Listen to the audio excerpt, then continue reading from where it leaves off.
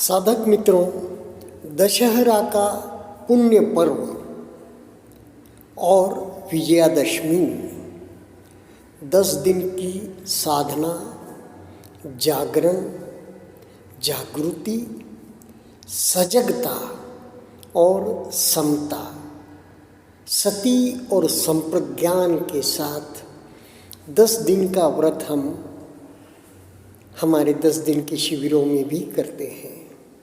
और शैने ही हमारे में का अहंकार अनात्म भाव में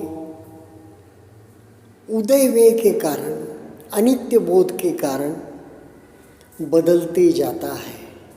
धीरे धीरे यह प्रगति बहुत शैने होती है। किन्हीं की पुण्य पारमी बहुत होती है, उनकी यह अनात्म भाव की ओर प्रगति बहुत शीघ्र होती है। तो संवेदनाओं को जान रहे हैं। आज ये दशमुख रावण दशानन 10 मुखों से प्रतिक्रियाएं करता है। वैसे तो श्रुतमय प्रज्ञा, चिंतनमय प्रज्ञा का यह पंडित है, विद्वान है, लेकिन पंचेंद्रिय और उनके 5 बाहर के विषय ऐसे मिलके 10 स्थानों से 10 प्रकार से यह प्रतिक्रिया ही प्रतिक्रिया करता है। यह रावण अहंकार का पुतला है। यह रावण काम और क्रोध का पुतला है। काम यानी कि राग और क्रोध यानी कि द्वेष, इसका यह ज्वलंत उदाहरण है। तो कैसे सुलग रहा है, कैसे उसके अंदर से ज्वाला या उसके अंदर किस प्रकार का अंगार है। तो विजयादशमी के दिन उसे जला दिया जाता है। 20 हाथ है, 20 हाथों से यह आयुध धारण कर प्रतिक्रिया करता है। और इधर दशरथ 10 जो 5 पंचेंद्रिय है और 5 उनके विषय हैं, इन 10 को रत कर देता है। साधना में शील, समाधि, प्रज्ञा में स्थित कर देता है। रत होना यानी कि उसमें बिल्कुल एकाग्र हो जाना, मौन से उसे धारण कर लेना। तो वहाँ पर राम का जन्म होता है, श्री राम का जन्म होता है। एक जगह पर भगवान बुद्ध भी कहते हैं ना, भगवान बुद्ध ने हर जन्म में कुछ न कुछ पारमिताएं, उत्कृष्ट पारमिताएं का अत्युच्च बिंदु प्राप्त किया।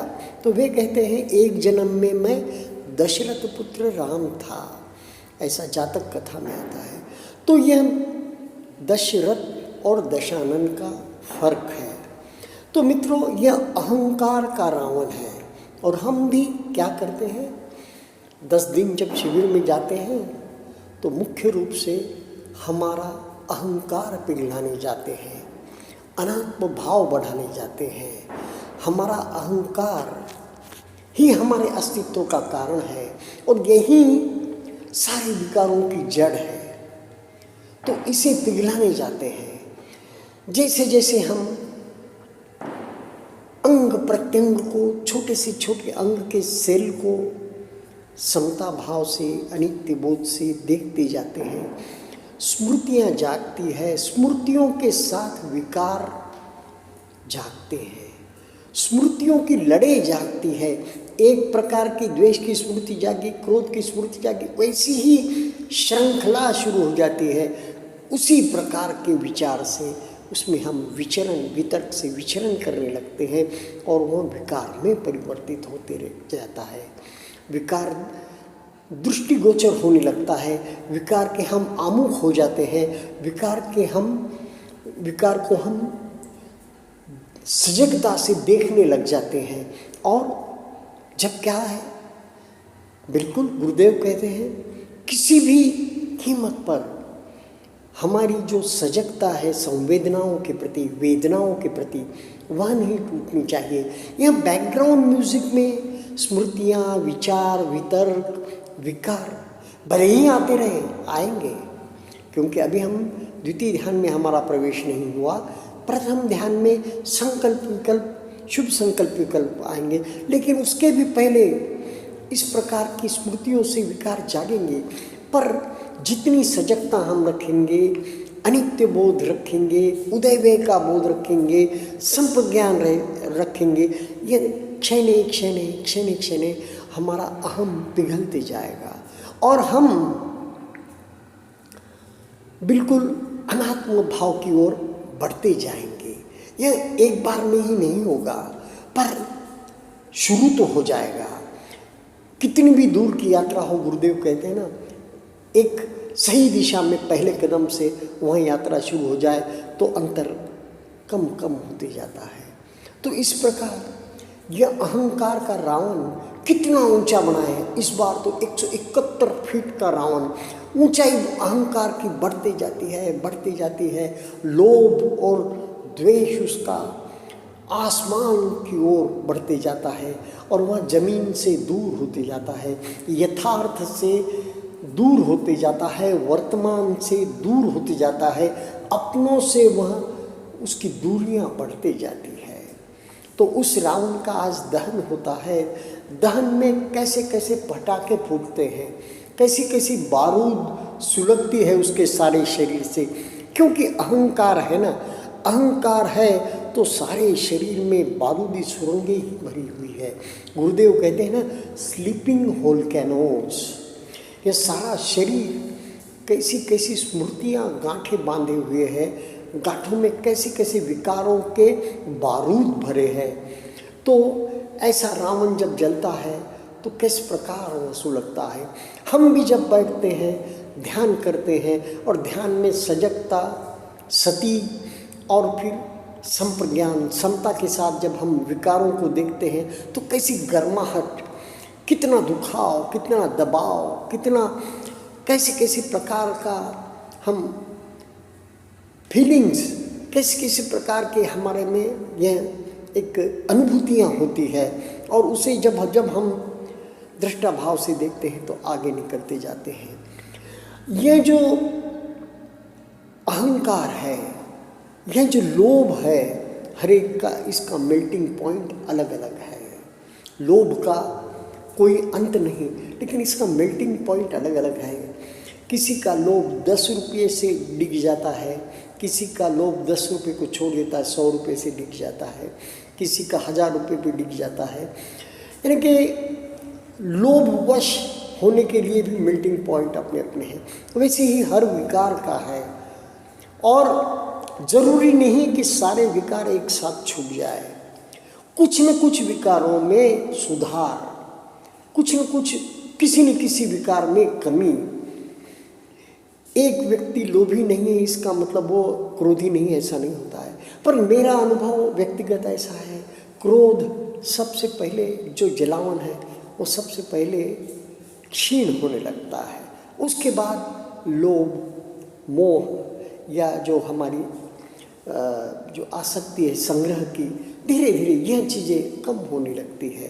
तो सारे विकार एक साथ कम हो जाए यह आवश्यक नहीं, जरूरी नहीं, पर सुधार होते जाता है। किसी न किसी विकार में जो ज़्यादा घनत्व लिया हुआ विकार हो उसमें सुधार होते जाता है। प्रतिक्रियाएं क्षीण होती जाती है, प्रतिक्रियाएं की निर्जरा होती जाती है। इस प्रकार हम देखते हैं कि हमारी प्रगति शनै शनै होती जाती है। और अब ये बात आती है कि फॉरगो, बिल्कुल माफ़ कर दो। तो जब हम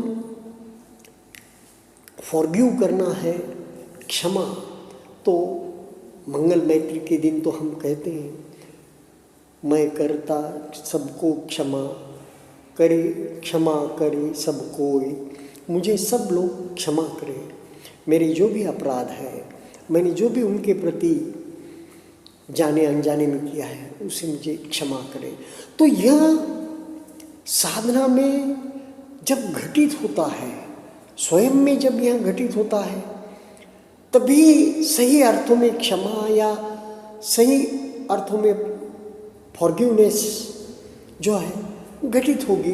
वरना यह तो ऊपर ऊपर का बात हो जाएगी, शब्दों के लेवल पे बात हो जाएगी, भावनामय प्रज्ञा के लेवल पे यह घटना घटित कैसे होती है। जब जब हम देखते हैं कि कुछ किसी ने हमारे प्रति हमारे मन मुताबिक न कार्य किया हो, जिसे हम वर्तमान में समझते हैं कि ऐसा हो जाए और उसने वैसा नहीं किया, अपेक्षा हमारी थी उससे विरुद्ध किया, या हमारे अपेक्षा से गैर किया या कम किया, तो हमारा जो है हम उसके प्रति थोड़ी गांठ बांध लेते हैं। तो जब जब हम साधना में बैठते हैं, ऐसी गांठें उभर उभर कर शूल ऊपर आ जाते हैं, तो उसमें हम अनित्य बोध से यही देखते हैं। जब हम अनेकांगी दर्शन करते हैं, अरे इस प्रकार के तो अपराध मैंने भी किए हैं, इस प्रकार के कार्य तो मैंने भी किए हैं, तो फिर मैं इस पर क्यों, इस व्यक्ति पर क्यों रुष्ट हूँ, इसके प्रति क्यों मैं द्वेष जगाऊँ, क्रोध जगाऊँ, उसके प्रति क्यों वैर भाव जगाऊँ। गुरुदेव कहते हैं ना कि 7 जन्म नहीं भूलूंगा, 7 जन्म तेरा पीछा नहीं छोड़ूंगा। तो तू जलता रहेगा भाई, उसे क्या, वह तो करके भूल गया। तू तेरे रंगमंच पर, मन के रंगमंच पर बार बार अपने अपमान का, अपने नुकसान का, अपने जो भी घटना घटी है मनोविरुद्ध, उसका मंचन करता है और तू स्वयं को बार बार प्रताड़ित कर रहा है। उसने तो एक बार किया, लेकिन तूने 1000 बार किया। जब जब वह घटना आई तो उसे रंगमंच पर स्वयं को प्रताड़ित करता रहा, स्वयं को फिर से उस माहौल में ले जाता रहा जो दुखद है, जिसके कारण तुझे दुख हुआ, अपमान हुआ या तेरा नुकसान हुआ। तो इस प्रकार जब स्वयं आत्मानुभूति से, आत्म अवलोकन से स्वमुखी होकर साधक जानता है कि इस प्रकार का तो मैंने भी लोगों के प्रति किया है, या ऐसे अनेक बार मेरे साथ हुआ है, और तो फिर उसके प्रति करुणा जागती है, मैत्री जागती है। तो फिर फॉरगिवनेस, क्षमा जो है वह गहराई से होती है। फिर भी कभी कभी ऐसा भी होता है, बार बार वही बात ध्यान में आती है और बार बार तुम उसको अनित्य बोध से देखते हो। अब हो गई घटना सो हो गई, अब वापस तो होने वाली नहीं। वैसी ही घटना भविष्य में उसी व्यक्ति द्वारा मेरे साथ वापस तो होने वाली नहीं, मैं प्रिकॉशन भी ले सकता हूँ, या मैंने भी वैसे अपराध किए होंगे किसी के साथ। तो इस प्रकार जब वह उसका प्रक्षालन हो जाता है, उस चीज़ की निर्जरा हो जाती है, उस याद की निर्जरा हो जाती है, तो फिर कहीं व्यक्ति उस गांठ से विमुक्त हो जाता है, उस दर्द से, उस पीड़ा से मुक्त हो जाता है और सही अर्थों में मंगल मैत्री जागती है। तो आज वही मैं कहना चाह रहा था, दशहरे के विषय में, रावण के विषय, दशानन के विषय में, दशरथ के विषय में, राम के विषय में, विपश्यना ध्यान साधना के विषय में सजग रहकर जब हम सांसों को जानना शुरू करते हैं, उससे आगे धीरे धीरे गुरुदेव बढ़ाते हैं। 3.5 दिन बाद हम अंग प्रत्यंग का दर्शन करते हैं। अंग प्रत्यंग का नहीं, हम हमारे मनोदशा का दर्शन करते हैं। हम हमारे पूर्व की स्मृतियों का भी, उसके साथ साथ चित्त का भी दर्शन होते जाता है, धर्मों का भी दर्शन होते जाता है। यानी कि कायानुपश्यना, चित्तानुपश्यना, धम्मानुपश्यना, वेदनानुपश्यना, ये सब एक साथ ही घटित होते रहता है।